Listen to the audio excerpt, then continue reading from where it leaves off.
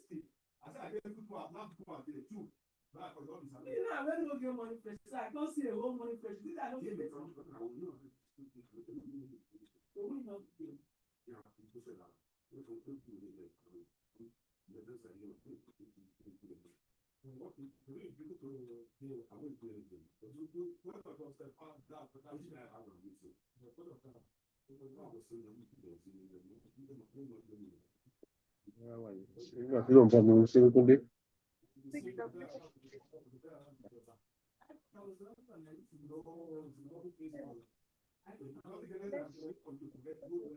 Bẹ́ẹ̀ni ti kọjá orí bẹ́ẹ̀ni ẹ̀dá mo ní kó kúrò ní ìta bẹ́ẹ̀ ló ṣe ọdún gbogbo.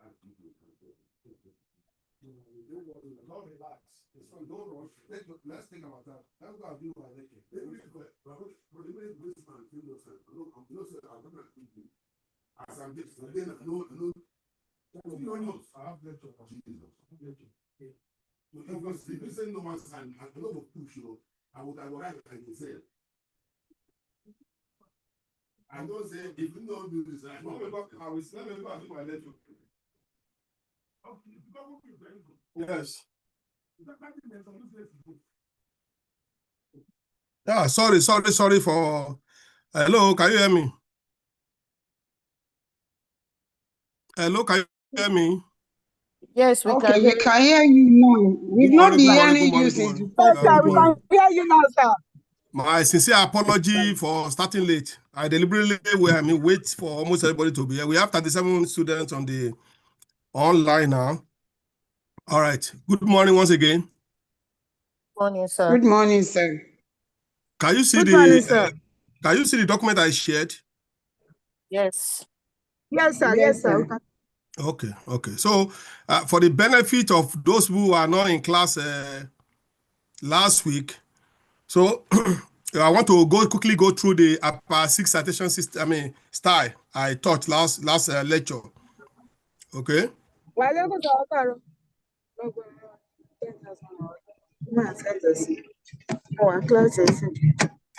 Please, everybody should put their phone on mute. Put your phone on mute. What am I sharing? What is this? Shit. Upper 6.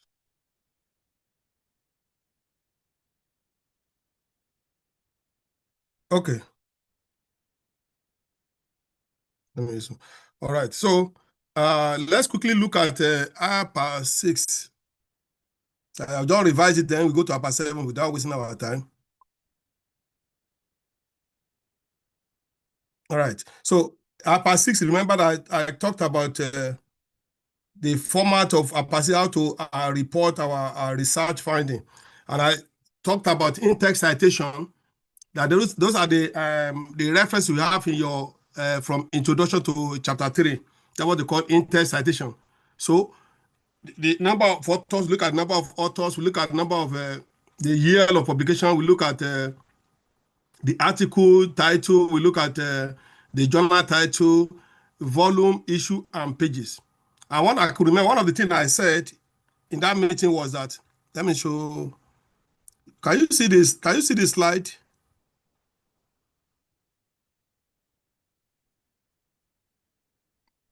Okay, so one of the things I talked about is that we have if we have authors that is more than two. If you have author that is more than two, we refer to them as author. So each time we are referencing, for example, if it is in-text citation, you won't put down just if it is more than two author to be like, for example, Oni and Fasasi 2025 author 2025. Then if it is one or two, I can say Oni and Okay 2025. If it is one person, I can say Oni 2025 for one author in in-text citation. But when we get to the references, you don't put author into the references. All your authors will be mentioned with their initials. All the authors will be named with their initials. Then every journal need to be what? It has to be italicized. The authors will come first, the year of publication next, then the title of the article titles, then followed by the journal title, and the journal title has to be italicized in your references. Journal article need to be italicized, starting from each word with capital for your journal title. Then followed by volume. Always please put this one in mind. Volume come first, in bracket issues, and then pages. Some students, they make mistake, they write one page for an article. I'm yet to see an article that contains one page. So when you see an article that somebody put on one page, that means there's an error somewhere. It's not correct. That has to be maybe page 10 to 20, page 1 to 5, page 30 to 40. It should be at least 5 to 10 or pages or more pages, clearly stated. Then digital object identifier for that, title or journal you take online. You need to put DOI, that digital object identifier there. Then journal article, we have journal article, we have magazine article, we have newsletter article, we have paper articles, we have newspaper articles. So for those who that were not in lecture, attended our last lecture, please meet those who that attended the lecture, and I share the IPA 6 citation style on our general platform. Now, to complete that one, I want us to take us to IPA 7 citation. IPA 7 citation. You can see it on the screen I shared. Can you see it on the screen I shared? So there's a little difference in IPA 6 citation and IPA 7 citation. What is obtainable now in my personal university is IPA 7. Most of the university are IPA 7 citation. And you can look at the arrangement entry in alphabetical orders, use initial capital for the first word or of the title. The journal, like IPA 6, the journal, it must italicize all the journal names, starting by each word capital. Like, for example, there's a journal of my personal university. J, capital J, we start journals. My person will start with capital M, and university, journal. So those the journals must be italicized, then the name must start with capital letters. 2, if you look at number 5, say use and not and to join authors, names in text, and in the references. Use and. Now, before what we used to use sign and, not and. So now we need to, what we are using at 7 is now and. Use and, that is and. Against, as in against, sign and hand sign, okay, to join author together. For example, maybe in-text citation, Oni and okay, not a sign of and, but and, okay, Oni, and, okay, yet 2025, that is the quote in in-text citation. But if you want to, in the main reference, if you want to cite Oni and okay, you say Oni, comma, E, full stop, space, S, full stop, comma, then for Fasasi, capital Fasasi, comma, maybe it's ES, E, full stop, S, full stop, and you put AND, not and this sign, okay, OKE, maybe EC, E.C, then in bracket, put the year, 2025, before the name, the title of the articles, before you put the name of the, journals, then volume, issue in bracket, then pages of the publications. Number 6, look at number 6 on the screen. So ensure you capture all and list only the source cited in text in your reference list. What that means is that many students, when you finish your project, when you finish your project, your thesis or dissertation, is when you count the number of in-text citation, it's not as the same, it's lesser than what you have in reference. Why? It's an error. As an external assessor, external supervisor, we check the number of in-text citation from your introduction to conclusion, or to your conclusion, to the last page, and you count the number of in-text citation and make sure that they are all reflected in your references. Please take note of that, because that's why the student used to score lesser in a external examination. I remember when I did my PhD thesis, when I submitted my work for departmental the defense, my supervisor need to write out all my in-text citation. There are about 120 in-text citation. So when you check, when I check the main references, about more than 30 in-text citation was missing. And it took me almost 1 week, or 1 month to source for those references. So please take note of your reference or every article you use when you are writing your introduction, writing your literature review. Keep them. It's better for you to do photocopy and keep them. Keep one in your office, keep one at home. So peradventure could not be able to get one of those articles, to get those references. You can go back to them or stay there. So, you can save them online on your email to retrieve those articles. Yeah, you use those. You can. Where you source for your publications. Author for your publications. So also in the APA 7. The title of the book, number 7, the title of the book has to be italicized. They don't like italicize the journals. The title of a book, for example, maybe a textbook of clinical chemistry. That's the title of the book. It has to be italicized. The textbook of the title of the book need to be italicized in APA 7 citation reference. It wasn't there in APA 6. So number 8, we have italicized the title of conference paper. If you have maybe a publication for conference paper, or your thesis tied to the topic of your project or your dissertation or thesis, you need to italicize the title of the conference. For example, I believe most of us, we have PhD holders among our mates, we have MSc holder. But if you have got the difference between project, dissertation, and thesis, some people, they misplace those words. They use those words interchangeably. A PhD research work is called thesis. A PhD research work is called thesis. Why dissertation is for those who are doing MSc, master, master dissertation. Master is called dissertation. Why project, ordinary project, undergraduate, what have you called, project. So you must italicize the type, maybe reference, or you cite a thesis, someone's thesis. The title has to be italicized. The dissertation title has to be italicized. All right. Now, number 9, for chapter in books. For chapter in books, italicize only the title of the book, not the title of book, chapter. Italicize only the title of the book, like I said before, not the chapter of the books, the title of the whole book. That's what you need to italicize. Also, include the web page of source where available. It is available DOI. You need to write out the DOI. That is digital object of identifier, DOI, digital object of identifier. And when you look at this journal article, you can see some example, which I will leave that one. Okay, let's take one, the first one, journal article as an example.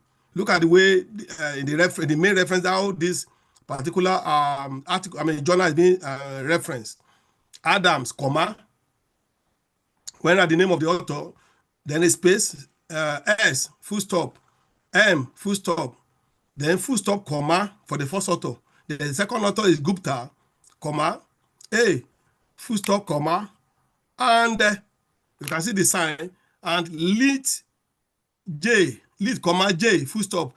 After writing the J, you don't put comma there again. It's only full stop before you write the date of publication of these articles. Then the title of the article is "Are Female Executive Represented in Precarious Leadership Position?" And the title, the journal is British Journal of Management. And you can see British start with capital letter B, journal start with capital letter J, of small letter O, and then management capital M.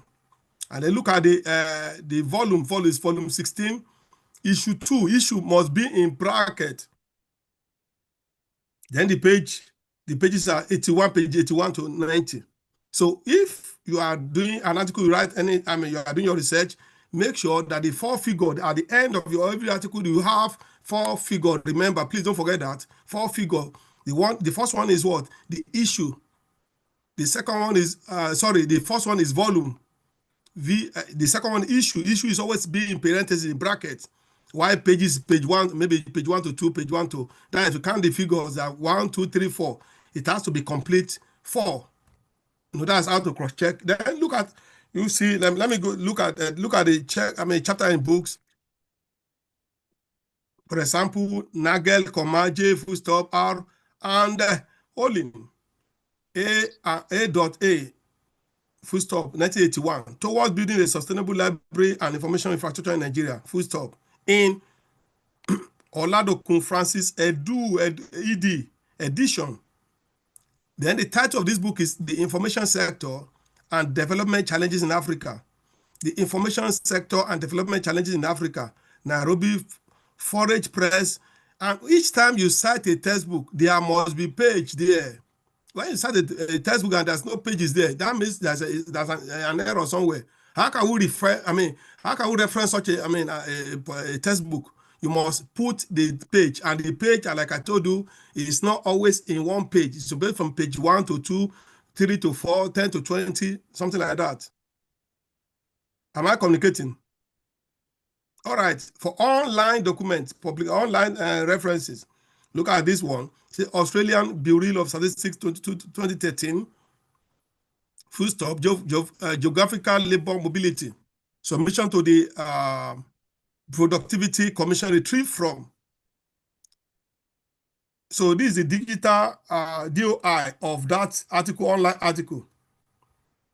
The digital object identifier, it's a HTTPS.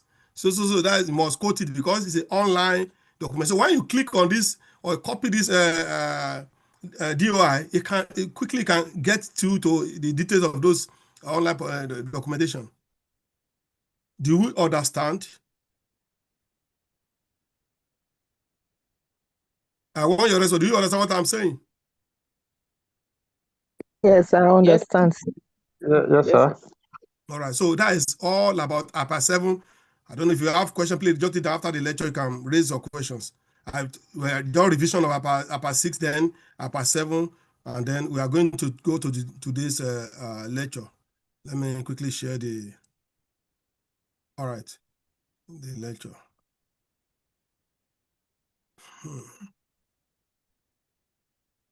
All right, can you see it? Can you see with the screen I shared? Yes, sir. Yes, right. sir. Now we want to go to research methodology proper. There's this lecture. Well, I'm taking this lecture because I know most of us want to start our seminars, and most of the things we're going to do today, I believe we need them, to use them in our seminar. And also, some of us have started looking at their topic for their project work, So all this is very important. And then most of us are also, maybe by next semester, we are going to look at our proposal for the project. So please let us pay a lot of attention. As much as I can, I will take my time to explain. I know most of you, I believe it's almost half of the class know better than I do, but please just bear with me to share the little I have on my head. All right. Research methodology. What is research methodology? It refers to systematic and scientific approach employed in conducting research.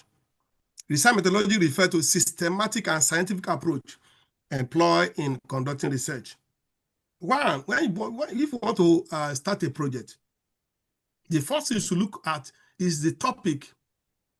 And I personally, I dislike, especially undergraduate students, to give them a topic. I always ask them to look for their, topic of their choice. Why? Because every project, every research work, they are bound to be one challenge or the other. And if those time the challenge comes, if you force a student to take a topic, all the blame will be shifted to the supervisor. Okay? But if a student on his own choose any topic of his choice or a choice, and there's a challenge, that interest such a person has in that particular topic is what will keep the person going.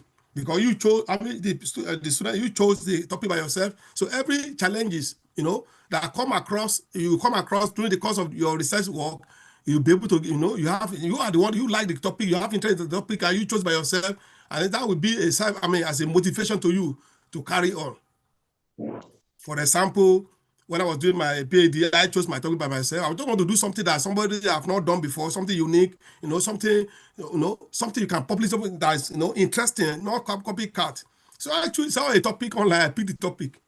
I did my research proposal, but during the course of the research, I ran into trouble, massive trouble. When collecting the sample, when my sample collection, I work on a molecular of semen samples, So I was looking for the way to reduce to cut cost for me. And when you're doing molecular sampling, every body fluid in your body, you know too well that you can make use of those bodies, fluid to get to your final product. And to me, I just look at to collect semen sample is extremely difficult, the time consuming, money, involved. So I said, okay, I consulted some professors. I said, okay, I can use a blood sample. I collected the blood samples, kept in the fridge.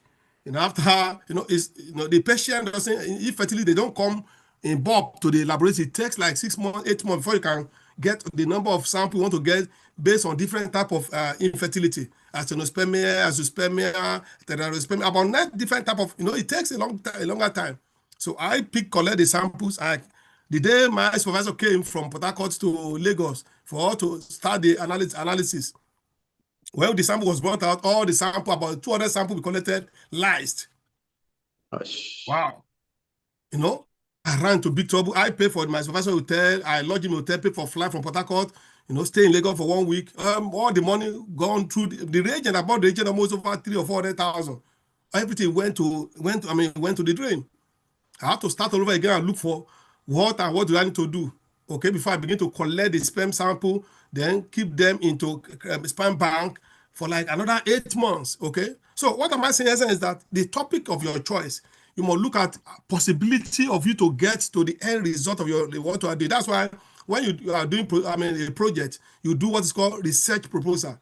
The essence of doing research proposal is for the lecturer there, experienced lecturer, professor, that within in the environment, be able to guide you and look at how long will this result, your research last. 2, what are the cost implications of what you are doing, So those are critical issues. You need to know and be aware, I believe, before you start to embark to choose a topic.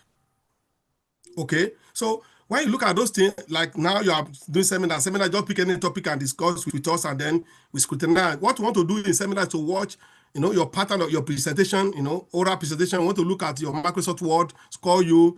I don't know whether many of us are aware that our seminar presentation, a day is going to be fixed, maybe possibly on Friday and Saturday. All of us are coming to my place for physical presentations. I don't know whether you are aware. If you are not aware, I'm giving you that information for free. So your topic, you are going to present physically at Macpherson University, possibly Friday, Saturday of the date chosen by the dean. I wasn't aware. Even most of the lecturers, your supervisor have to be there to defend you. So just get your mind prepared. So the title, the choice of your topic is very, very important in any research work you want to embark on. Number 2, you need to formulate a research question or a hypothesis. What is an hypothesis? An hypothesis is a way of predicting a possible outcome of a study, okay, or a relationship between 2 or more variables. It serves as a guide for research. What hypothesis means is that, for example, you want to test I choose a topic, the effect of choline nitida on the kidney of hyperlipidemic Wistar model. The effect of choline nitida on the kidney of hyperlipidemic Wistar model. So, for example, how do you get a hypothesis for this research work? When I say hypothesis, is a way of predicting a possible outcome. Okay, so if this type of topic, a rat, Wistar rat need to be bought. When you buy a Wistar rat, you need to feed them with hyperlipidemic food to make sure that they are they have high cholesterol level in their body systems. In this topic, so now, and what are you examining? You want to examine the kidney, the effect of that, the effect of choline nitida. You give those food the cola, the normal the normal cola we eat. You after. Increase the lipid level of the Wistar rat, you now give them Kolanut to know whether that Kolanut have effect to reduce the lipid level of those Wistar rat, or it will not reduce, it will remain as it is. Okay, so hypothesis is that the Cola Nitida has impact on hyperlipidemic Western rat. That's one hypothesis. Then another hypothesis is that Cola Nitida does not have any effect on hyperlipid. I mean, it doesn't have an effect on lipid effect on Western rat. So, an hypothesis is a way of predicting the possible outcomes. I want to go to Ibadan. So what as a hypothesis I want to do, and I'm traveling to Ibadan, is either Dr. Oni travel to, arrive in Ibadan, or Dr. Oni does not get to Ibadan. Maybe I stopped at Bogan. So the hypothesis is that Dr. Oni is likely to get to Ibadan, or Dr. Oni may not get to Ibadan due to so many reasons, we cannot factor. I don't know whether you get my explanation. So when we talk about hypothesis, every research work must have hypothesis. It's a way of predicting the possible outcome of a study or relationship between two or more variables. And it serves as a guide. When you start, that will be your guide. Your hypothesis will be your guide all through the research work, showing what the researcher is expect to find based on theory, observation, and prior studies. So it will guide you along the way to know whether you are doing it right and whether you are doing the wrong thing. A student did the research work, and all the indices of the research work, it was negative, and the student began to cry. So, what I'm expecting is not what I got. No. I came, I thought, a negative result is the best form of research you can ever done. Negative result is the best, because when you want to prove that this thing has an impact, and when your research work, it doesn't have any impact, it's a good research work. Okay, so let's keep moving then. Your aim, you must define your aim and the objective of your research. Every objective has, every research work has aim and objective. What is the aim? Your aim is your title of your work. When you are writing your introduction or literature review, your aim of the aim is what? Is the title. Just copy the title, is the title of the work. And research objective, your research objectives depend on the topic you choose. Then you pick 1, 2, 3, 4, 5 research objectives. Let me remind you again that your objective, all those objectives, research objectives, answer must find an answer to those research objectives in your conclusion. So please bear it in mind. Don't forget, your aim is a title of your research work, while your objective you chose maybe is 1, 2, 3 objective. You must be able to give us a conclusive response in your conclusion to your every objective you have in your chapter 1. All right. 2, number 3, you select research design. Every research has a design. What you want to do, you must have a design. In fact, the design, that's another thing we look at when you are doing your research proposal. You must look at what your design, how do you want to go about this work? What's your plan? How do you intend to do the work? How long will it take you? So research design is the first thing a researcher look at before, you can continue, proceed with your research work. 2, choosing data collection method. Talked about questionnaire, talked about interviews, talked about observations, How do you retrieve your data from your data, Now, if you take us to how do we design questionnaires. So let's quickly move to the number 5, sampling and participation of selections. Sampling, how do you take your samples? You look at exclusive criteria, you look at inclusive criteria. What do I mean by inclusive criteria? Is the criteria in your research data and your design. What are the parameters you are using? What are the things that make people to inform those who that be part of to get your data? For example, maybe you are working on infertility. What are the age range of those who you think you want to talk about infertility? For example, you are talking about male infertility. Male infertility can take from 18 years to maybe 45 years. You can't be talking about infertility and you are considering 1 year, 2 years. No, I want to call inclusive criteria and I want to call exclusive criteria. And exclusive criteria is a criteria that makes those people, the subject of your research work, you are working on human being, that make them not to be part of your research design. Exclusive criteria. Please take note of that. Also, we have data analysis and interpretation. We have concluding and making recommendations. Every research you do, every research you embark on, there must be recommendation. What are the value? The knowledge you've added to the initial knowledge. That's where we have. Every research, the bottom line must have had new things. What are the new things? No, that's why you don't copy and paste. You don't go and pick somebody research they've done maybe 35 years ago, just change the name, change like some students in some department, university they do, they change the name, reframe the title, the same title, change the date, change the supervisor, change that, no, your every research work, there must be recommendation. What are you recommending? What are the impact? And what do you think you cannot do that other can take from that one you cannot do? They can take a step forward to do that then. So you must conclude and then making recommendations. Now I want to look at key components of research methodology. Key component of research methodology. Your research must be reliable. They talk about reliability. That the research must be consistent and dependability of data collection method.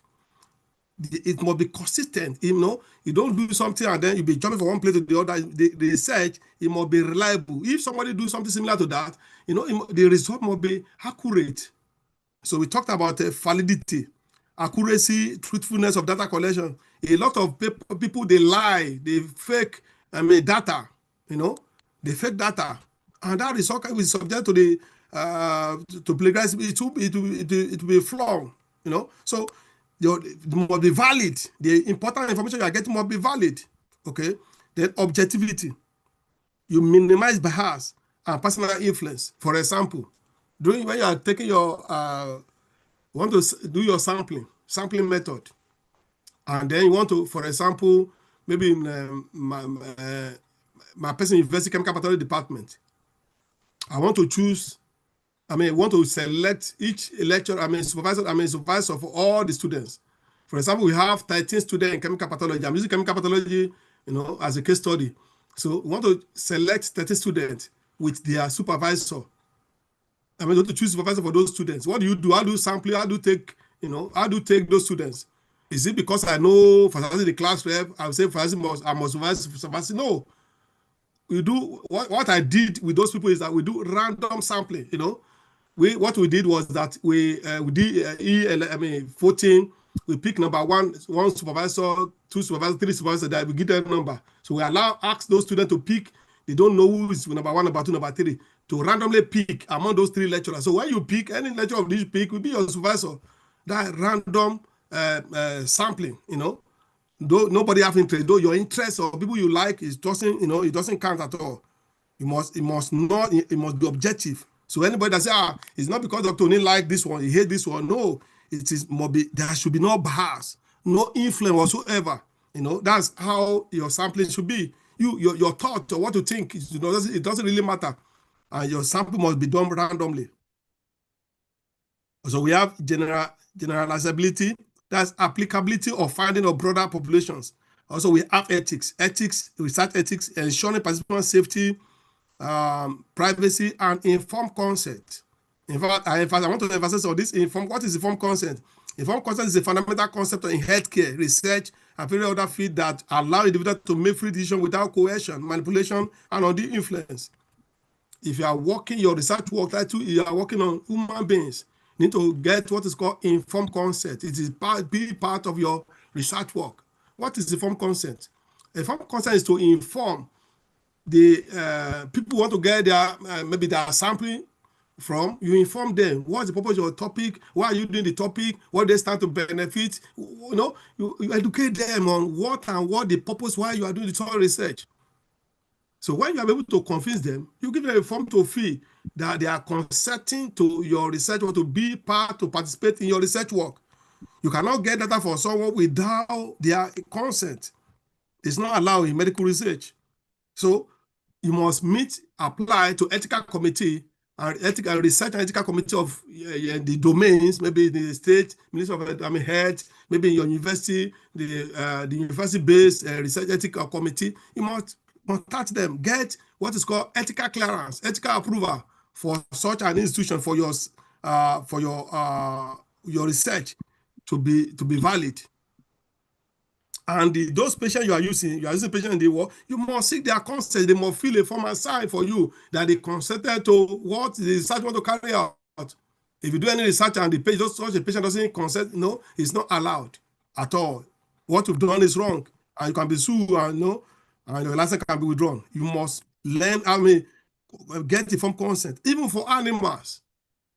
You know, in my school, where you work on animals, you must get informed consent. You must apply for informed consent. You can't slaughter an animal is not even allowed. It's an offense. So if you are doing that, you must still apply for informed. You must get. You must get ethical approval, not informed. You must get ethical approvals for your using animals, killing animals. You must get ethical approval. And the number of animals you are using should not be over. You can't want to do a research and be killing over 200, 300 animals. No.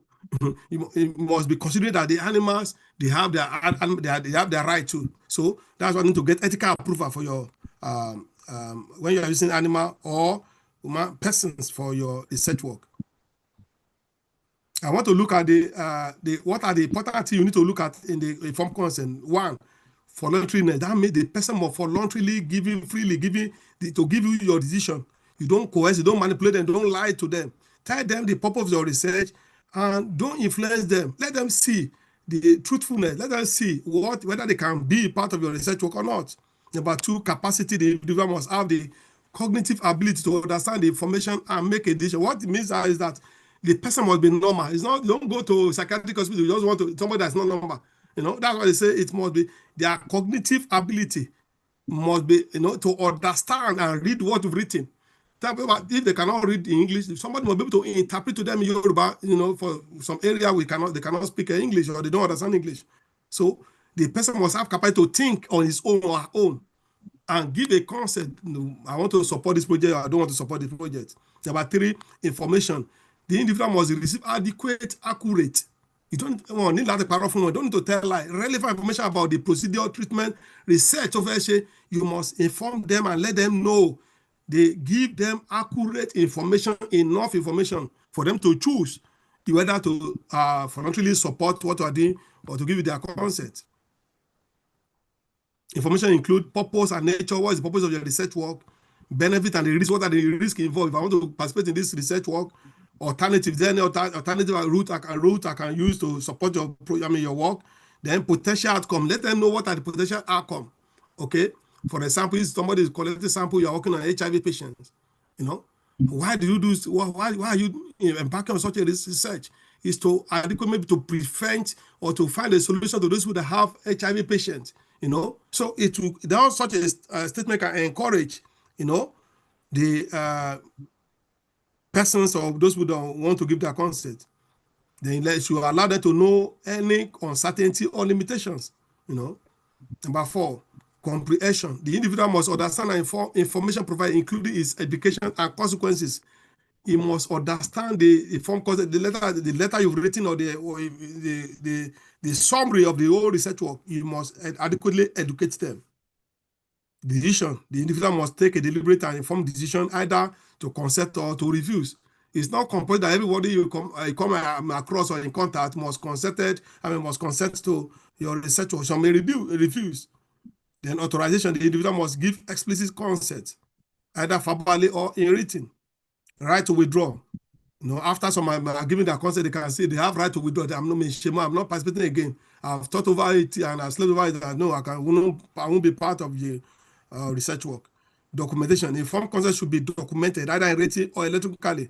So when you are getting informed consent, it has to be properly documented. If a copy of that informed consent should appear in your what's it called? Appendix. It must be reflected in the appendix. We'd like to see a copy of that informed consent. This element ensures the individual are fully aware and empowered to make informed decisions about their healthcare, participation in research, or other activities. What is an example of structured informed consent? About informed consent title, the project title, procedure title, introduction. Thank you for considering participation in so. You can see the example inside the purpose, the benefit, the risk, whatever, responsibility. Then below you will write the name, the person will insert his name. You leave a space.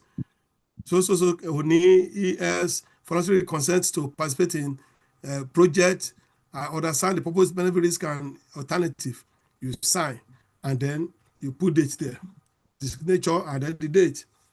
Other where you can use the form consent, the parent guardian consent for minors, translation services, non-native language speakers, intellectual disability, impairment assessment, the structural informed consent from ensure transparency, clarity, and participant understanding.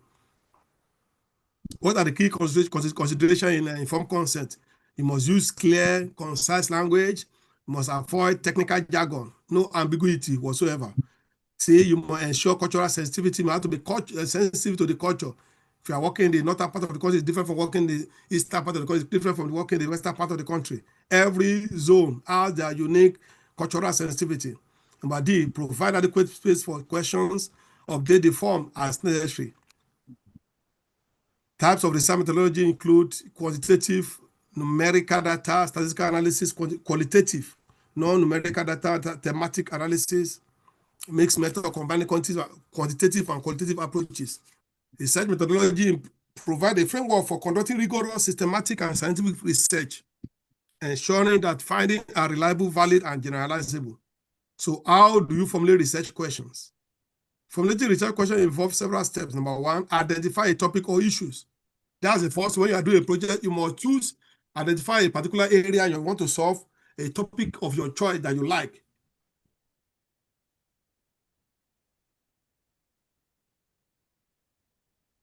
Choose a broad area of interest, your personal interest, or a specific problem to investigate. Conduct background research, read and analyze tested literature to gain a deeper understanding of the topic. I told you last lecture that if you want to write a research, even your seminar, the first thing to do is to, when you get your topic, is to take cognizance of the key words in your title, and then go to Google Space and search for several articles related to the choice, the topic of your choice. You read through those articles, then download those ones that you needed that is very related, closely related to what you want to research on. Then you look at the background check and look at the existing literature.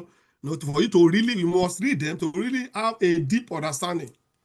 For example, when I was doing my PhD, I saw the topic, I had to read over, downloaded almost 50 articles, 50. I downloaded them, I printed them out, sit down, was reading over and over. Because the work, I don't even know how to go about the work. My supervisor doesn't have an idea of the work. Nobody have done something, something related to that topic. In fact, I contacted Professor Isaiah Akinloye. He was not answering me. I was reading and reading and reading. For almost 2 years is when I started the work, when I began to get additional knowledge and I know the direction of the work. So you must have a basic understanding of what you want to do to get enough information, about the subject matter you are researching on. Then you need to refine the topic, narrow the topic down to a specific aspect or angle. Ask open-ended questions, brainstorming questions that begin with what, how, and that's why you need to consult wide. You need to look for lecturer, the professor, or people that learn, they have experience, they publish work on related subject matter. You consult them, you can call them, you can write a mail to them to find more information, or if they have a little article, they can send to you, to guide you on what you intend to do.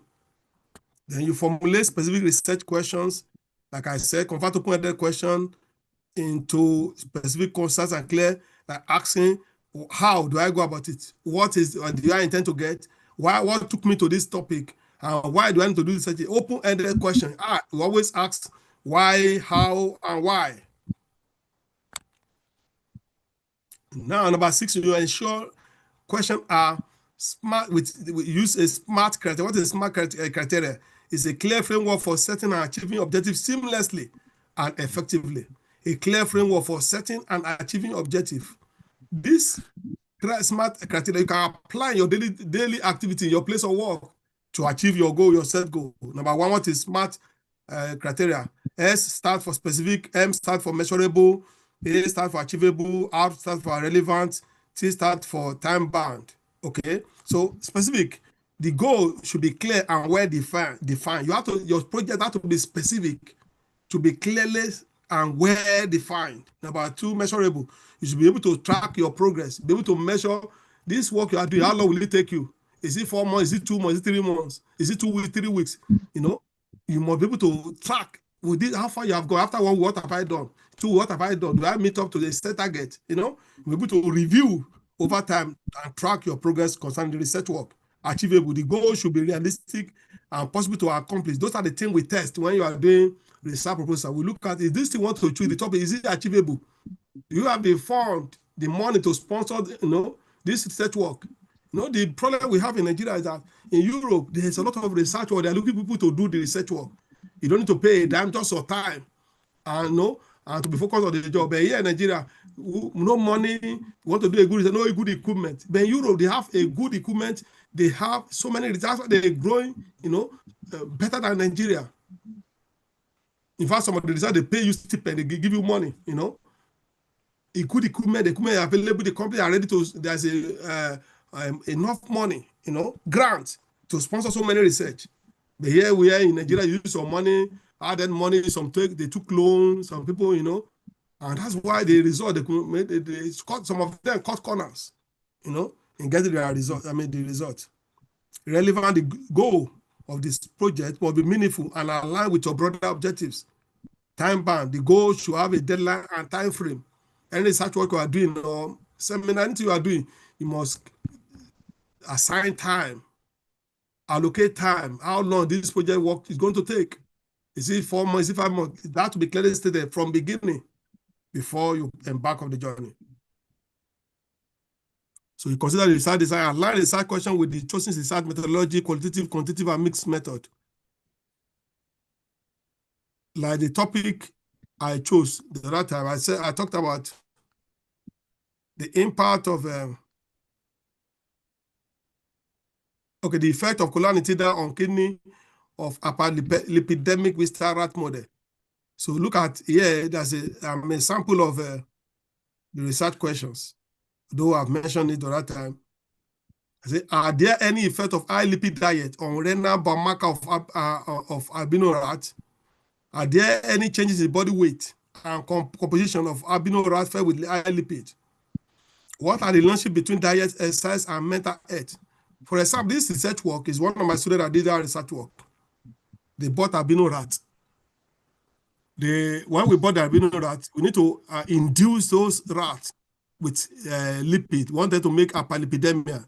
So we get a butter, weigh the butter, and normally, when we bought the animal for the first 2 weeks, we acclimatize the animals. Okay, we are giving them with normal food. They get to share them to cage. We weigh them. We are giving them food, water on daily 2-3 times a day for them to acclimate. They acclimatize for 2 weeks. So thereafter, we have to induce this animal with what? We induce them with butter, weigh them 50 kilograms divided by their body weight.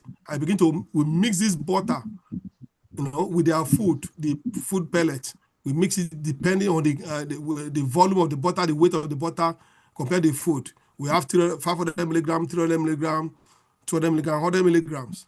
So that's the weight of those animals. So begin to induce those rats. And after 2 weeks, 3 weeks, we come and see the one with 500 milligrams. They cannot walk again.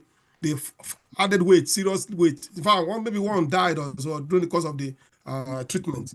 So after inducing them for like 4 weeks, we need to begin to administer the cholanitida OB. We gathered kola nuts, we put them on the sun, dry them. Then we now put them in water, to get the solution. So we begin to feed them with those feral conditions to give them the feral condition of those cholanitida. And at the end of the research, so that is the design of the research design. So it's talking about the consideration of research design. So you must know your design of the research ab initio before you commence the work. And then you must remember to make research question focused, clear, conscious, answerable, relevant, original. This helps ensure a well-defined research study and yield meaningful results. How do you use a questionnaire for a data collection? Using a questionnaire for data collection involves several steps. Number 1, you must define the research objectives. Number 2, clearly determine what information you want to get. Number 2, identify the target population. What are the target populations? Age bracket, in the community in question, then decide who will participate in the survey. You look at their maybe age, maybe sex, maybe religion, maybe geopolitical zones. Consider a lot of things. 3, develop the questionnaire. Create clear and concise questionnaire. Use a mix of open-ended and closed-ended questions. Ensure questions are not neutral, unbiased, parallel test. All this one can subject to AI chat. AI can get all those research questions. Choose a data collection method. Online survey, Google Forms, Survey Monkey, paper-based survey, face-to-face interview, telephone interview. If we how do we repeat the questionnaire? You can share the link to online survey and that paper-based survey. Conduct face-to-face most often it's better to use online survey. It's very easy. Just Google Forms. You can go far and near and get your data. Collect and store data. Use online survey tool to collect data, enter paper-based survey data to. Let me remind you again. When you start a project, the project is half done. Once you get all your data, be able to source, to access all your data, is when your research work is half done, 50% done. If you are doing a project and you are just writing literature review, chapter 1, chapter 2, chapter 3, if not started anything, nothing has started at all. The main work is when you get your data, you are able to access your data, you've done your analysis and your data is ready. Before you proceed to statistical analysis, the work is half done. After you must have gotten your. So I'm just preparing our mind for those, most of us that will soon maybe started their project work or will soon start their project work. So it's when you get your data that the work you are doing, the research is 50% done. Analyze data using statistical software, code or SPSS. How do you collect article for a literature review? I mentioned it. Collection article for a literature review involves several steps. Number 1, define your research question and objective. Each topic you have must have, there will be some question bothering your mind that you need to answer. And that will be your research objective. And I told you, aim of your research is what? It's the same thing as your what? As your title of your work. Aim, or we don't forget. Aim is the same thing as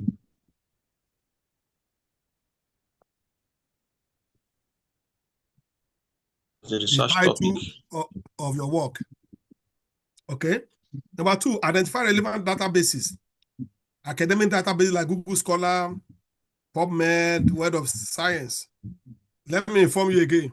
If most of you have not registered on Google Scholar, please do that. If you are not registered on ResearchGate, please do that. If there is one paper you have, probably put it there. People will see all over the world. This is what you've done. And to go, people will be reading it and they can make reference to it. Okay, so if you're in this class and you don't have ResearchGate, you are not a member of ResearchGate today, go click on ResearchGate, open you can join by filling the form, be a member, or Google Scholar. So most of us in academic, I know we have some academics, most of us are, Google Scholar. PubMed, those are the sources you can get your research work, the article, there's millions of articles published. Yeah, on Google Scholar, you can see them on PubMed, Web of Science, they are there. And then we have online libraries. GS Store, Science Direct, they are there. You can access so many information, can print out so many articles online. Then conduct a comprehensive research. Use keyword, like if you have a topic, you must look at the keyword in your topic or your title, and then go on Google, put them on Google, then search. It will come out with related work or related articles that have been published.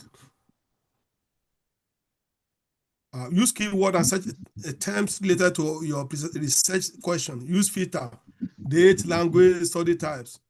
Include diverse sources, peer-reviewed article, conference paper, books, and book chapter, grade literature. Grade literature are something like your thesis, your dissertation, university one library, university or departmental library. That's what they call grade literature. And then I want to, I know most of us know, I want us to know that there's a difference between a manuscript and then an article. A manuscript is a summary of a project you've done, submitted for peer review. That's what they call a manuscript. You submit a manuscript to a journal for them to peer review, read through, make correction, before it become an article. An article is when a manuscript will be thoroughly, scrutinized, peer reviewed, correction will be done, noted and corrected, done. and then when it's being published, called an article. So an article can get several articles on the online. Like when we are talking, I was talking about past citation. I talked about conference paper. I talked about book and book chapter. Talked about great literature. An article. So please bear that one in mind. Then evaluate article relevance. The article you are reading, is how relevant is it to your work? And the first thing that call to attention is the abstract. The abstract summarizes all information you need to get about from any particle. Okay, information you need to get from any particle is in the abstract. What happened?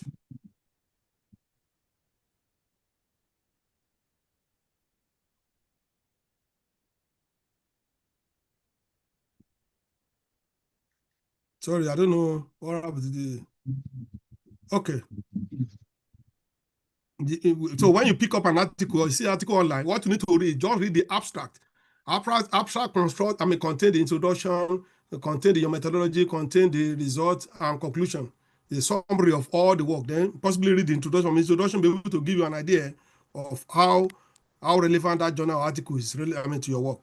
Assess the study methodology and quality. Consider article impact and citation counts. Okay, before you can pick on the articles. I said the methodology. They use that. And when I told you when I started my PhD, the title, I have no idea. There's little or no much. There's not much information about it. Until after 2-3 years, I got in contact. I came in contact with all related, articles. I sat down.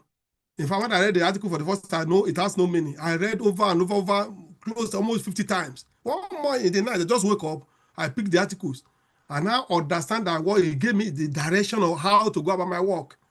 As I woke up, I ran to my supervisor, Prof, I have really understand the work because I've assessed it. There's some article where you read them over and over, be able to get the introduction, see their methodology, see the conclusion. It gives you an insight on what you need to, how you should go about your research work.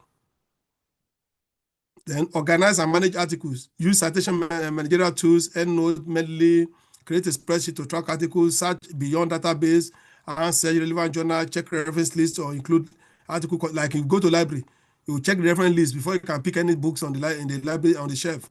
So consult with experts in the field, in the librarian. Consider inclusion and exclusion criteria. I mentioned that. Study design, methodology, population, sample size. Okay. Sample size. Very key. One of the things we pay attention is when you choose a topic, when you're working with human beings, you look at how do you arrive at your sample size. Because your sample size will either mark or make your project work. If you're under sampling, if your sample is below what is expected, like for example, we are doing research on my person student, the whole university my person student. Assuming per person have about 5,000 students, and you're sampling, you pick only 100 sample. It doesn't justify. You don't thorough work on my person students. It is expected from 5,000 students. At least we cannot do 2,500. At least to be able to do 2,000 students. So that sample size, please pay attention to sample size. Look at the reference of a sample size they've used, subject, topic or research. Then look at the one that are very relevant and cite your sample size. And you yourself should know that the size that is very that is acceptable. Most students, they used to have. I've seen some cases that students have stepped down in their project defense presentation because of their sample size, or the what's it called? The proposal, the sub-proposal. They have been stepped down to go and look at the work again. They must look at the language and publication date. Document your research process. Keep research log. Record database search and keyword use. By following these steps, you can comprehensively collect articles for your literature review. Now, I want to quickly look at research. How do you go about your introduction, research introduction? Research introduction is the first section of your thesis, dissertation, or project. Appearing right after the table of content. The first thing you do is to what? Chapter 1, underneath introduction, before you have some subtopics. Well, what are the introduction entails? Your introduction, draw your reader in.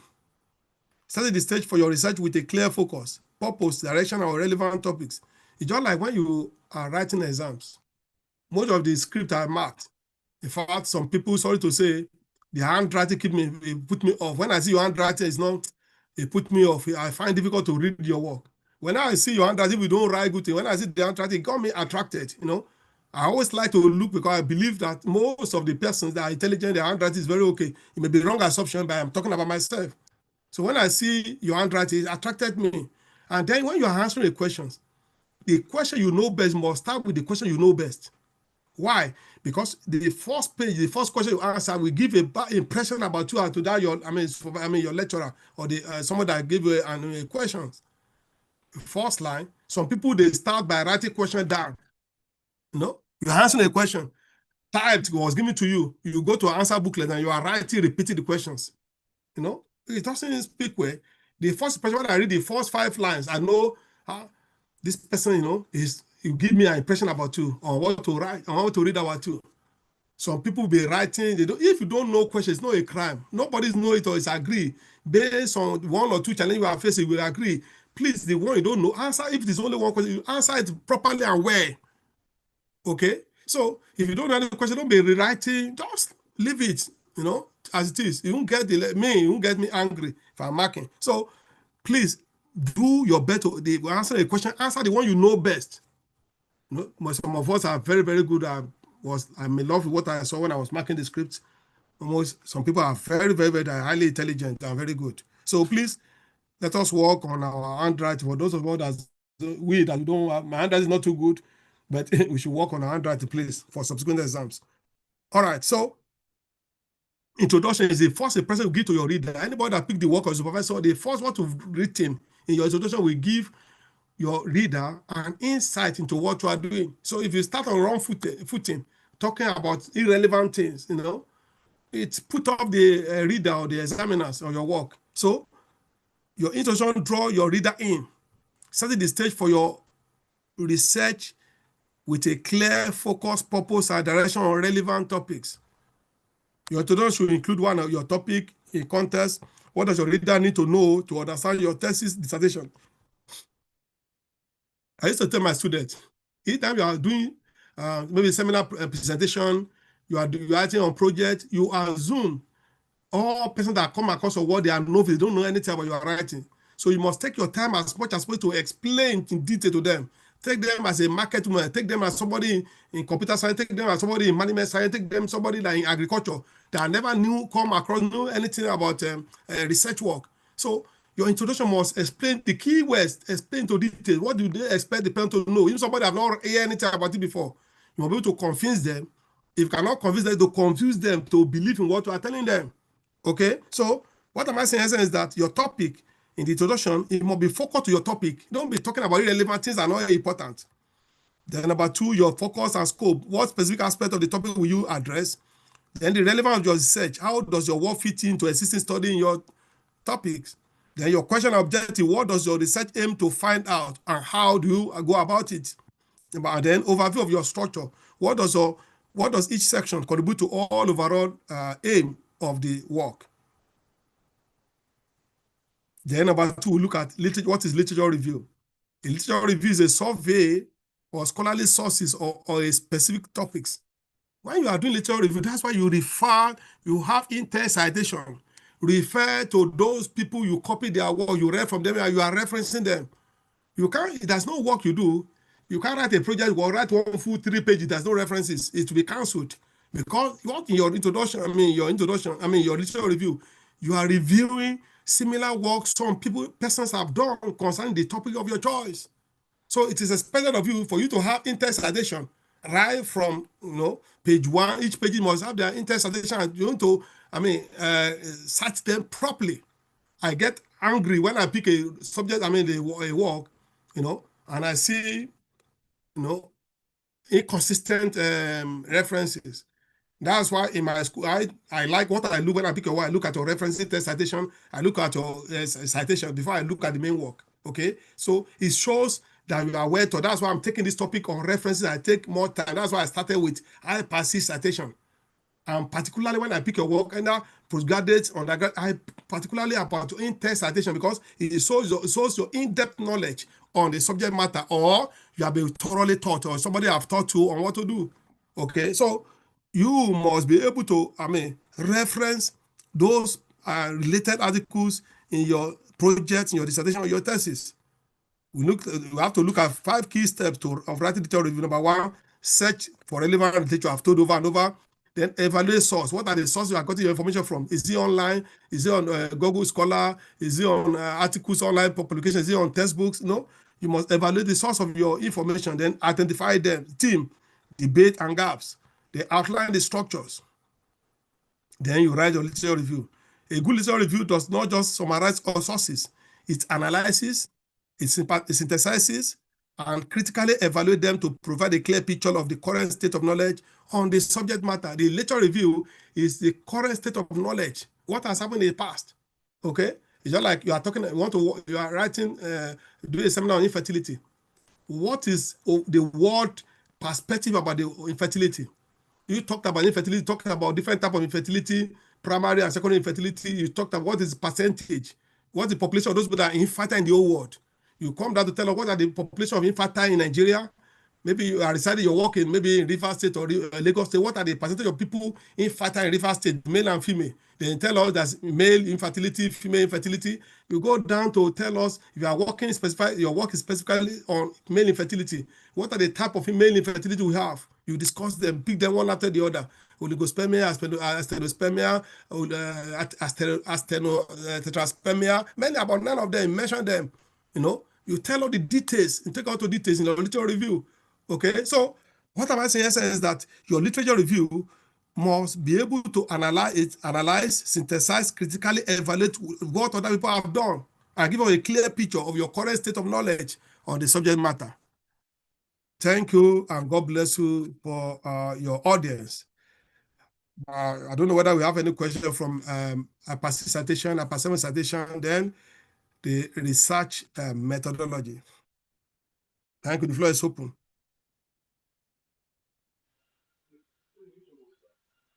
Do you have any question?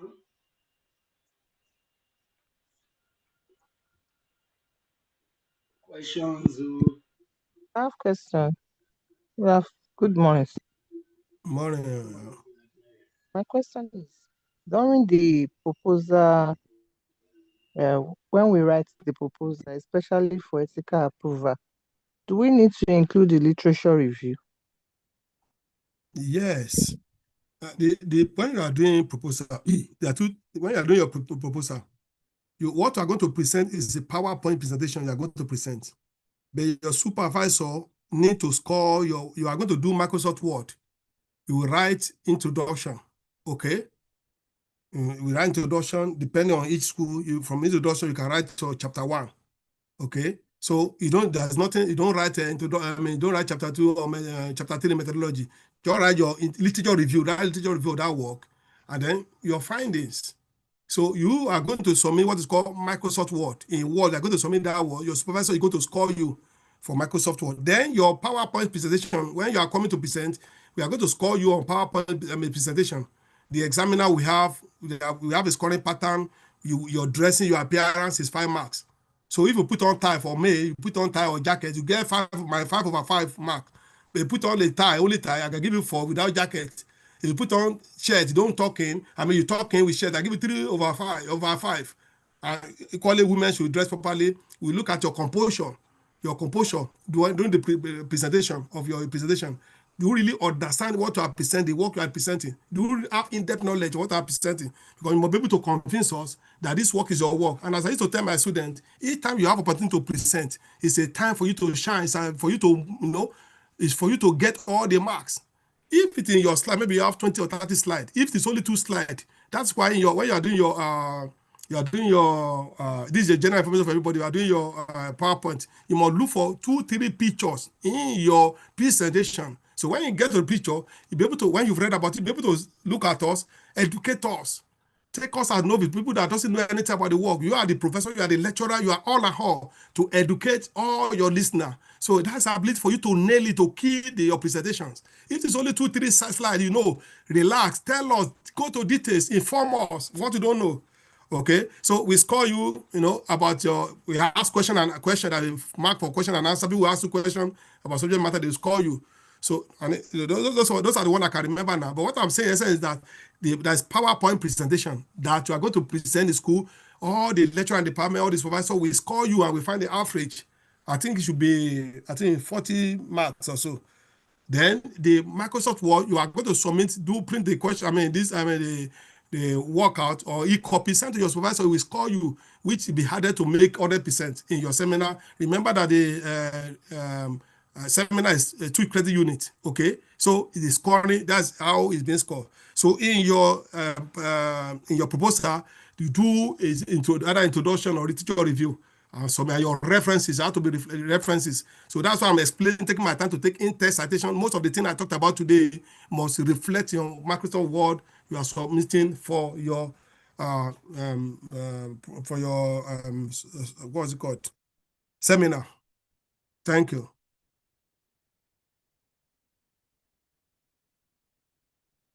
Thank you.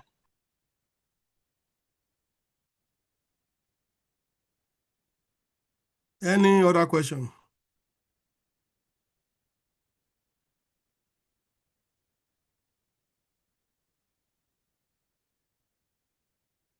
Any other question? Mr. Fasasi? Royal Bees. Let me see the list of the... I'm here, sir. Well done, sir. What happened? We have 39 students out of 60. What happened? Maybe they went to Paris. We are about 47 before. Maybe network. We were 47, yeah, 47. Some we are dropping off anyway, actually. Okay. No, because I took my time because, I took my time because this information also is useful for you when you are writing your project. So please save this lecture note, go through over and over again. Even when you are from other doing PhD, some of them are doing masters, some of them is very, very, very important information for us. We are picking, sir. Yes, 40. sir. Any further question? I can't see. I'm trying to see all the. Is the Dr. Akelabi here? I can see Dr. Babajide. Ogamiza.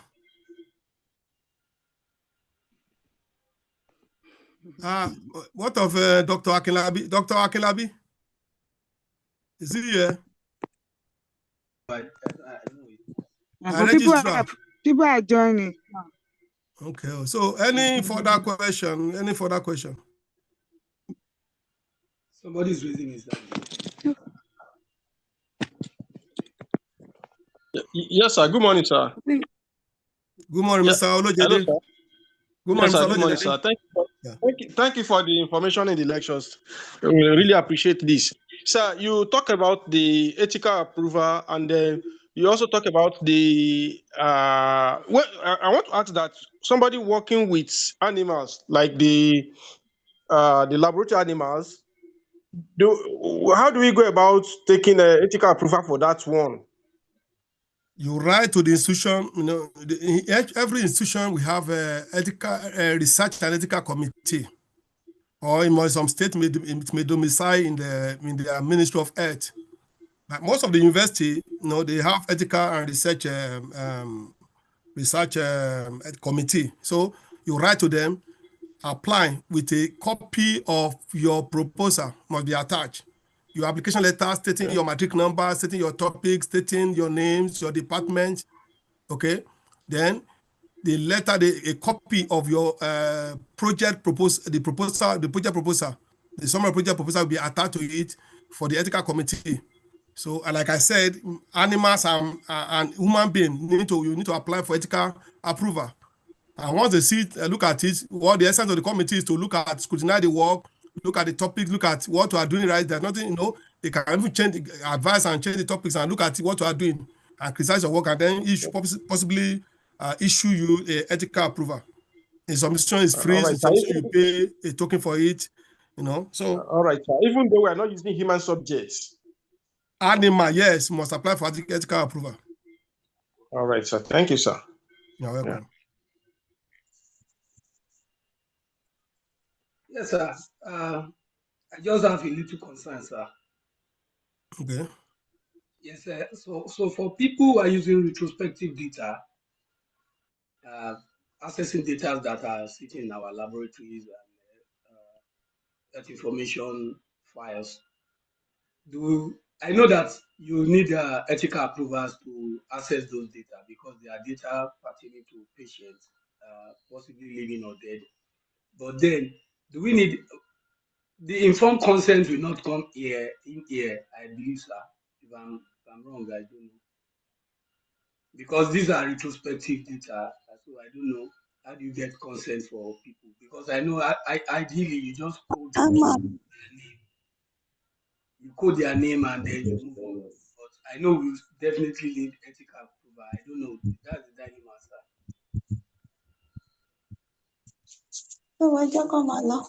Okay, so your question is that, what is your question, sir?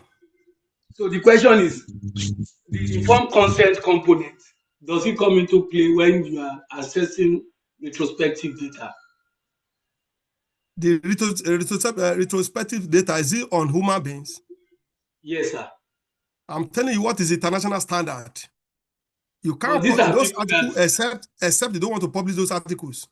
Once you but want to sir, publish those articles must reflect when you are submitting to the journal. They will request for your ask whether those people document. I mean, those informed consent have been those students. I mean, those patients or those subjects. I mean, I accepted. I mean, conform to the they consented to the topic we are doing. It's one of the requirements for your paper to be the article to be published.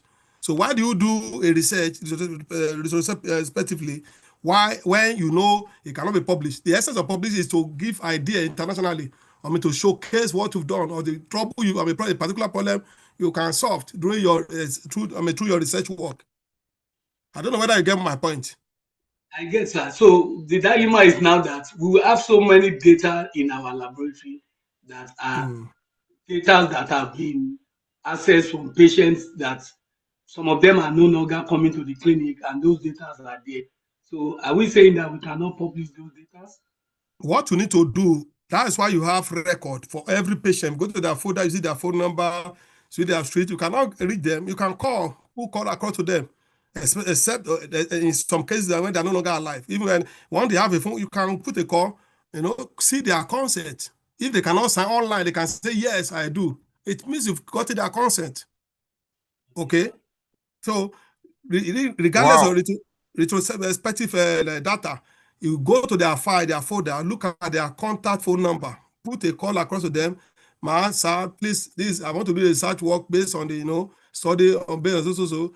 Please, I want to consent because all the sample you collected from you years back, want to make use of it. It will not say no. Just give me your consent. It may not necessarily be a written consent. Sir, sorry, sir. In that regard, it will require us going to the database because their phone numbers might not be within the laboratory custody. So that means we need to go back to the medical record and access their data. If I'm getting it right, sir. Exactly. Excuse me, sir. Please, Yeah, I also have a question. For instance, that kind of information you just gave us now, and the challenge and bottleneck that we could encounter is like UCH now. If you go to medical record and you now say you want to access patient's information, they might tell you that according to hospital policy, you can't have access to them. And I want to also ask in respect of isolates too, is like this is also going to play back, even if you said you are using isolate from the work you have done on your benches. Is that the same thing, sir? No, it's not. It doesn't. Isolate is no human being now. Isolate is no human being. So what you need to do in getting information about medical record is that's why the essence of your informed consent. You need to educate those people there. This is what you make friends with them. Okay, you can go. Those people working there, all of them will be not antagonists. That's the way you can access them. make someone or two person your friend, take them out, sit them down, let them see the title, the genealogy of what you are doing. They are, well, we are reasonable, okay? So they don't use force or commanding tones. That's why you come to there, explain to them, please, this is what you intend to do. Those people need to get informed consent to make the work, You have solving a problem. You are not doing your own for your own benefit. There's a particular problem in your mind. You need to educate them. This is what you intend to do. This is a research work. And based on usage of medical, they will listen to you depending on your approach. Approach matters. I don't know whether you get my point. Yeah. So what we are saying is that as you are doing any research work based on human beings, you must get informed consent of such an individual. It's the international regulated norms. Okay. It's just like you are doing research, say you won't get ethical approval. You can't publish those. His work is not avoided now. Yeah. And someone can equally take you to court. Maybe he called me in contact without publication and saw the date and the university done and has similar issues. Somebody can, but in Nigeria, may not happen, but in Europe, somebody can take you to court for not giving consent for using his samples. Hello, sir. Go ahead. Hello, sir. Getting approval, that approval will help you. If you get your approval, you get to the management, and you mention the department you are going, they will give you a letter, so they will give you free access to any information you need. Ethical approval. Yes. And you go to because I know they pay for ethical approval, and some people they look at the work and they pay, and then you have your receipt and letter from the university. Yeah. Yes. Hello, sir. Hello? Yes, your name, please. Your name, please. My name is Karim Ibrahim Alatuji. Okay, Mr. Karim. Sir, okay. Yes, sir. Yes, I just want to make a reference to what our class rep said.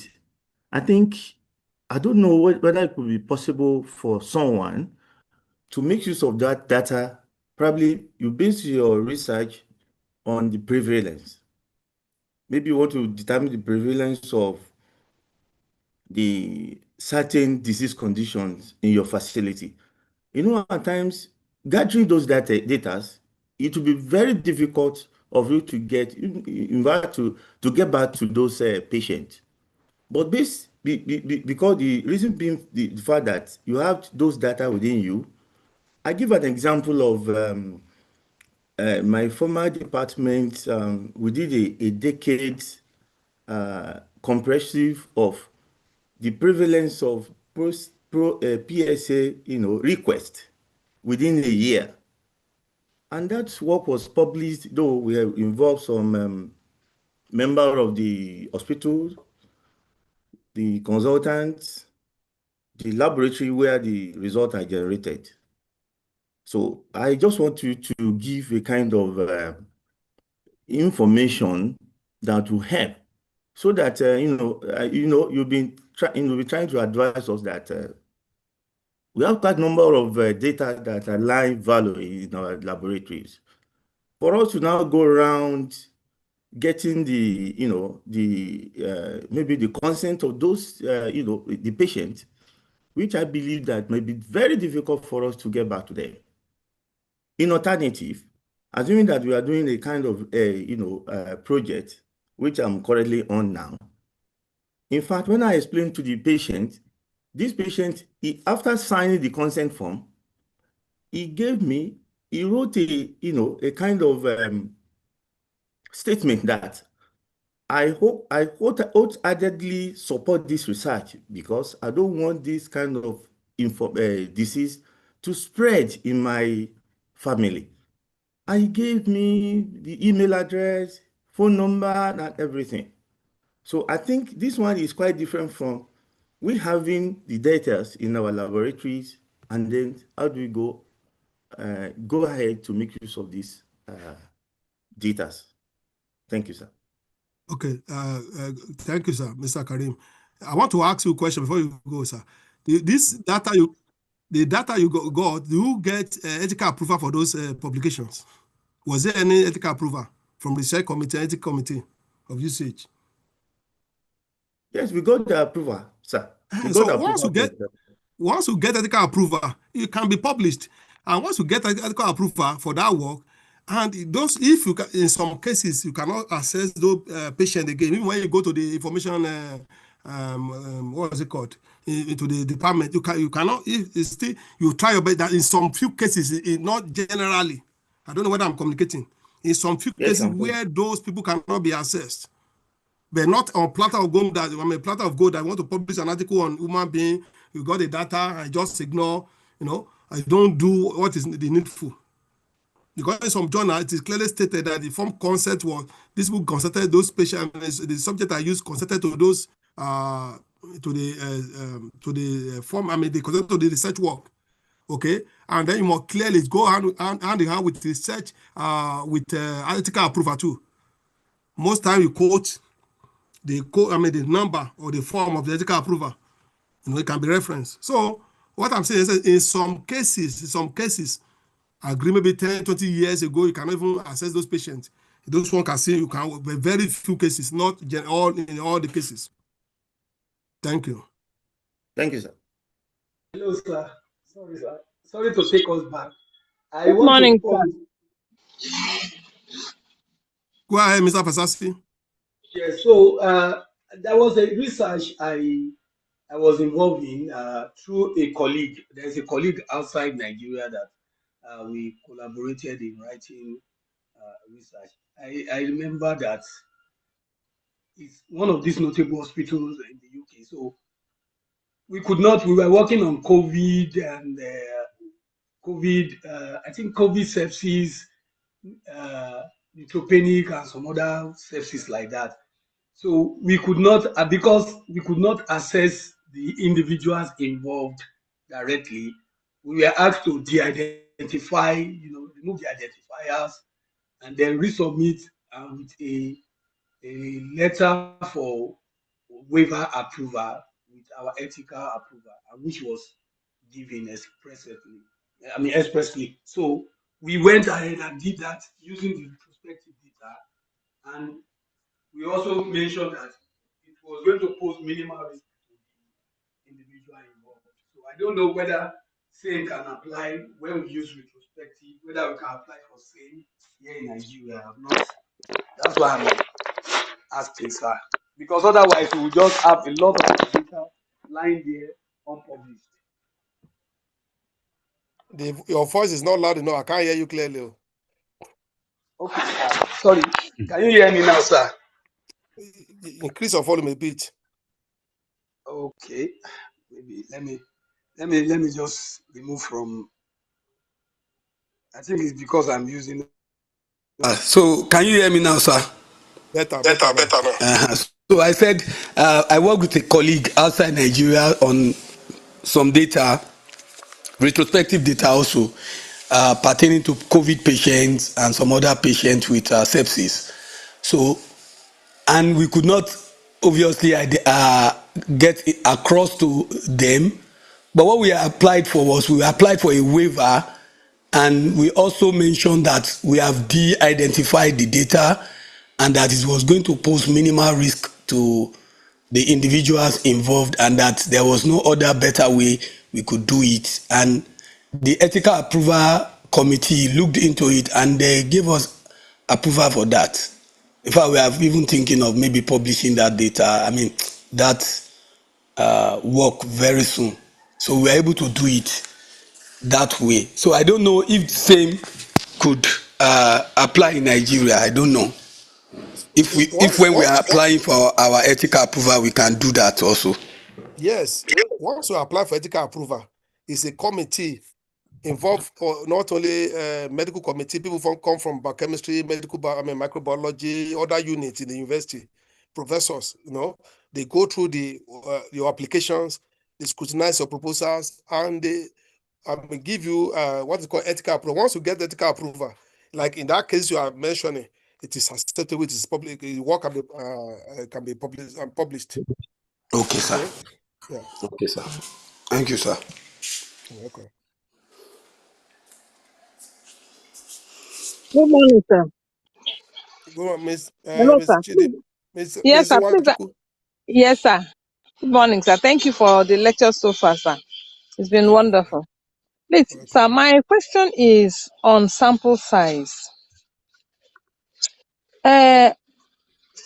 Some time ago when I was doing my research, I came across so many sample size calculations. There are so many. There's Cochrane, there's Yemen, there's a lot of them. And some said you determine by margin of error, and many criteria.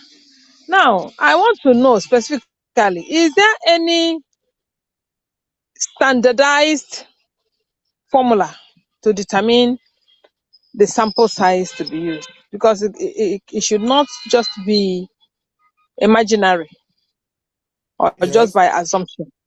yes. So that There's is a my question, sir. yes, there's a formula. But what are the things you need to consider when you're looking at sample size? Number one, assuming you are conducting research in Ibadan or your state, okay? One of the first things you need to look at those sample sizes you got. You need to look at the more recent one. You know, that is very current. Maybe for example, there's some sample size 1930, there's some 1940, some 1970, some 1968. So you need to look at those most recent, possibly 5 years, 10 years range.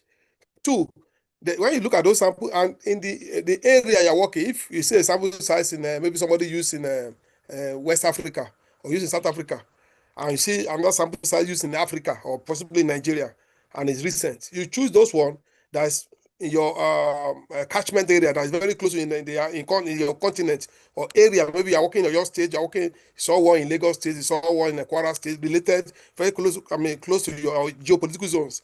So you don't just pick, you don't look at the sample size and pick the one at random, maybe the old one. So look at, and that's the calculation. That's the way you calculate. If you look at the calculation, is the same principle, the same methodology. The only difference is that depending on the topic of the team, the title of their work, or the years of publication of those articles. I don't know whether I've answered your question, but the same formula, the formula they are the same. You know, there's a formula for calculate. To calculate it, and then look at the formula. You look at the recent one. Look at your catchment area, the one that are close to either your country, your geopolitical zones, and pick. And no, the close one. The one that's related to your work. Do you get my question? Do you get my answer? Yes, sir. I got it. But you made mention of considering geopolitical zone. Do we now have to relate it to prevalence? Like, for example, now, I'm working on male infertility in Lagos State. Okay? I'm working on my research topic is working on male infertility in Lagos State. And my sample size, the sample size I got, I want to search the web, look at, is there any sample size in Africa? You know, is there any sample size in Nigeria in particular? There may not be related work done in Lagos or done in Port Harcourt, done maybe in Africa. So when I chose, yes, I think somebody in Wajuku or from Imo State or whatever, there's somebody, the name, the one I use, I think from the East, he had done related work under, Anambra, Enugu axis, you know. So that is the most close related, because we're checking the web, nobody in Lagos, nobody in Port Harcourt, the closer one is the one in Anambra, somebody related, working in the almost similar related, topic in my area, and very current. So you need to consider, those are the key things you need to consider when you are doing your, looking at your sample size. Okay, thank you, sir. So, excuse me, sir. In the area of this sample size, sir, do we consider the availability of the sample as well? Like somebody determining some elements in the tiers of coming out from when one is whipping. I know that is very difficult to get. Please speak out or increase the volume. I can't hear you loud and clear. Over. Hello, sir. Yeah, go ahead, sir. Yes, I'm saying that do we consider the availability of some samples, that are very difficult to get at times, like tiers now? I've seen somebody who worked on tiers, and not real tiers, not, and then, to get the tiers is very difficult. If one is sweeping, how do you not get that tiers? So does it mean that, like Ms. Watu Riley, ask, do we kind of manipulate? Because it's very rare, and not everyone weeping now will be allowed someone to take his or her own tears. So I want you to please share more light on that. That you will consider some, the sizes of the samples. Okay. When determining it. Yes, sir. Okay, thank you. No, there is no research someone is doing that is new. Okay. The worst case scenario that may happen is that kind of case may happen 1930, 1960. Far old, over 50, 60 years ago. So if you don't have a recent related sample size, sample size being got based on you are referencing those who are working on similar, topic before. You code their reference, you reference them. If it is Mr. Karim, 1970, that have done similar work on TS, it's far. Maybe you have somebody that are working recently, maybe 5 years, 10 years ago, you reference those ones. Maybe there's no one, the work is scarce, nobody's working on related work. You still go to reference those people that have done the work 1970, 1960, 1937. I don't know whether I get my point. There's no way you can manipulate or calculate or jock up data. That when I'm looking at your work, your research work, I look at your sample. In fact, when I get to methodology, I look at your samples. That's the first thing I'm going to, when you're doing your proposal, we ask you questions on your sample size. I want to know, how do you do your calculation? How do you get your reference? Who are you references to? So those are the questions. That determines the design of your work, whether the work, whether it's acceptable, whether you meet up with the regulated standard, your sample size. Like I told you when I was talking about sample size, for example, we are looking at students, both undergraduate, postgraduate students in my person university, and there are 5,000. And somebody is using my sample size of overall after calculation of 100 out of 5,000. Is the work acceptable? No. So when you're working on generality of students in my person university, about 5,000 students, your work, the number of samples you must be at least minimum. The worst comes scenario, at least 1,000, 1,005 out of 5,000 students to be able to give us an insight or inroad to what you are doing. You can't just say you formulate or cook a sample size of 50 out of 5,000, except you are doing molecular study. It's very expensive. Except you are doing molecular studies, that which is very, very, very expensive. But when I just doing generalized work, your sample size need to be increased, and you must have a justifiable reasons why you choose a sample size. Okay. Thank you, sir. Thank you, sir.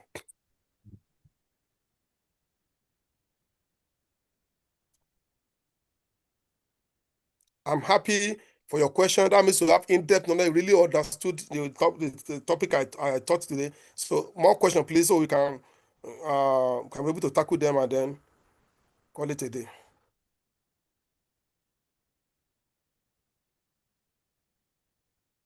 I hope everybody they've gotten their project topic. They are meeting with their supervisor. They will not be caught unaware that before next month runs out, they're going to present a seminar. So get prepared, pick up your topic before November ending. You are just seeing notification from a dean that you are coming to my person for your presentation. 2 days, Friday, Saturday, preferably. That means you are presenting on Friday. You ought to be in school by Thursday. If you are presenting on Saturday, you have to come to school on Friday, then do your presentation and then go back. But the 60 lessons must do their seminar. It's 2 credit load. It's 2 credit load, so it must pay rapt attention. It has a scoring. Pay rapt attention, pay attention, do your best, go online, and the earlier the better. Please last with your supervisor. It's you that is supposed to be running after your supervisor. Not your supervisor will not even ask you anything, will not say anything. You call, get their number, drop a notice for them. Sir, this is my topic, and you start doing something. Before then, you can put on, when you get your topic, then go ahead with your literature review. But the major important thing is that your PowerPoint presentation, you need to perfect it. If, like my student, I used to like to have a presentation before the day of presentation, they have 1 or 2 presentation, online presentation with me, and then we can cross the T and dot the I's. Thank you. I hope everybody have registered, do their first semester course registration. I hope the portal has opened. Not yet, sir. So if you are not, pick your form, register all your courses. That means you've started the new semester. And let us be very, exam will come in January. First semester exam will come in January. So let us try and pay attention to all the lectures. And then if your lecturer is not coming, class rep or for each unit, contact your lecturer. Ask them, why are you not having lectures? So like I've told those in Kempat, and when there's no lecture, prepare your mind on every weekend there must be lecture, except that I say there's no lecture. We have a lot of work to do. I must finish about 90% of my part. Of the work I'm taking, I will do 90 or 95% of my work. So so get prepared. Most of the weekend will be engaged. Thank you. So in the absence of no further questions, I will quickly take your indulgence or your permission. So I'll be raising my hand. I'll be raising my hand. Okay. Mr. Ulowandi. Yes, sir. Mrs. Ulowandi, sir. Somebody is raising hand, sir. Okay, go Mrs. ahead. Go Onwuka. ahead, Miss Yes, sir. Ulowandi. Onwuka, yes, sir. Okay, Onwuka Kekwanu. Adema, sir. Yes, sir. Imo State. Abia State, sir. Abia. Go ahead. Go ahead with sir. your question. I wanted to know something concerning the Act Z6 or 7 that you gave us today, sir. Act citation. Now, the project we are going to write, because I know you were telling us that for those writing thesis is for PhD and then citation for masters and then undergraduate is project. So are we going to make use of the Act 7 or 6 for the project? That's question one. Then question two, sir. How do we know our supervisors? Are they going to give us, or you were talking about sampling? Are we going to pick, or how do we get to know them so that we can start relating with them the way you have just explained to us now? Okay, thank you. Which unit are you, ma?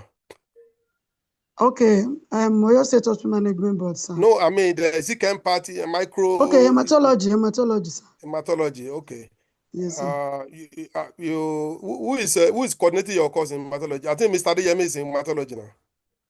Mr. Adeyemi Adebayo. Who the person coordinating is? I'm in hematology. Yes. So, please, Mr. Adeyemi. Please, Mr. Adeyemi. Like what I told you, like we in Kempat, we've already gotten all the students in Kempat. 2 of them have gotten their supervisors. What we do in Kempat is that we do balloting, online balloting. All the lecturer was listing 1, 2, 3. We have 3 lecturers in Kempat, and we have the student to pick those numbers. If you, randomly, this student never knew who is it Adeyemi number 1, is it Oni number 2? They don't know. So when you pick, the first set of people, about 9 of them, they picked 2 and 3, left 1 or unpicked. So I now need to allocate about 4 of them that are not yet have not picked number 1. And now you go, all the 4 people are yet to pick, go to number 1. Okay, so it's randomly. Don't use faces to select. So by now it is expected that the lecturers in hematology will have done that. I think microbiology, I don't know, maybe they've done that, but I know chemistry have done their own. Chemistry always. Hello, sir. Yes, go ahead. Yeah, Adeyemi on the line. Actually, okay. Dr. Afan, this morning when Dr. Afan and the class were talking, I was in the class too.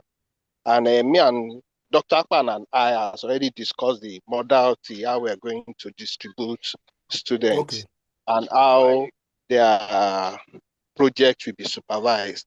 So any moment from now, Dr. Akpa is going to list the name of the student and the supervisor alongside. So it should be no problem. Okay. Already we've done our groundwork and everything will be smoothly done at the end of the day. Thank you, sir. Thank you, sir. Go back to your maison, the first questions. I use IPA 6 as a for you to really understand the IPA styles of citation. But what is obtainable in all the university now, I confirm from the dean, even in my school, is IPA 7. And IPA 7 is just a little details updated version of IPA 6. IPA 6, IPA 7 and 6 are almost the same thing. But just little, details that are different in you can see. I don't know whether I posted the IPA 7 citation style. But if you have not posted it, just make Fasasi. I think you should have a copy. Then you can send across to you. It's just little difference. So if you use Apasi, just little difference that is different, that is in between Apasi and Apasi. But what is acceptable, what is expected from you in your Microsoft Word, your presentation is IPA7. Thank you. Okay, sir. Thank you, sir. Yes, sir. For the project where our supervisors have sorted it out, sir. All right. Thank you, sir.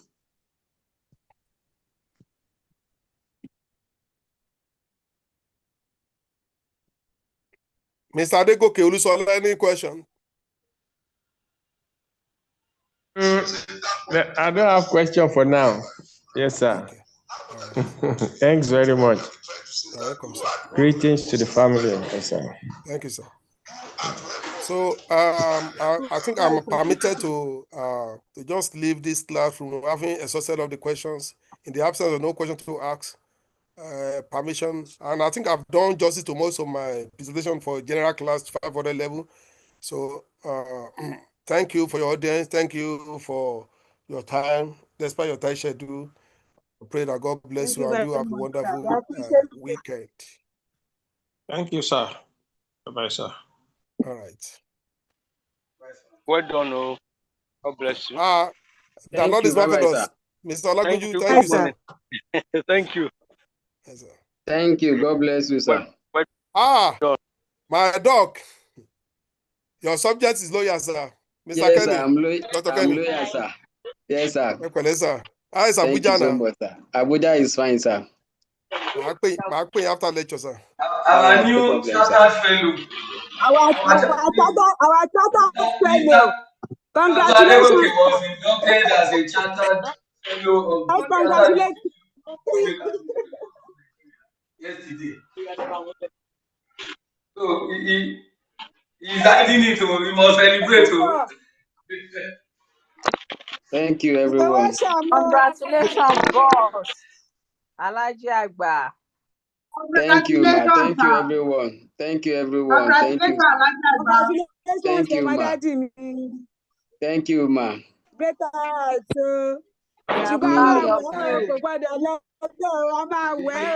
He's the only MLS in that list, too. Wow, yes, that's a great one. Throughout Nigeria. Please, please. Alongside our own peers. What are we celebrating? I'm just hearing congratulations. I posted it now. Where is it in our platform? Mr. Yes, is now a chartered public administrator. Oh, chartered great, fellow great of public administration. Oh, he's a fellow of the chartered. Thank God, thank God. Congratulations. Thank you, ma. Okay, thank you. Congratulations, Congrats, thank you, ma. Thank you, ma. Super consultant in public administration, public health administration now. Thank you, yes, ma. The chairperson herself. Yes, ma. Thank you, ma. Auntie, hello. Auntie, thank God my chairperson is here. Yes, lady, you are here today. Thank God. Chairperson, you are party lady. I just said I'm saying celebration for us. I party more. Meetings upon meeting. Please, are we done? Can we leave? Are we having meeting after meeting? All right. We are having celebration after meeting. Where are we going for? We are finished for today's lectures. Where are we going for the party? Yes, so hematology. There's tell us the venue. Where tell us the venue? Don't worry, I will let you know. I'm in charge. Okay. I'll let you know. Get you informed. Okay. Yes, ma. So please, don't forget us. I will all works and no play makes Jack a dull boy. I'm watching your back. Sincerely. Can come. The door is open.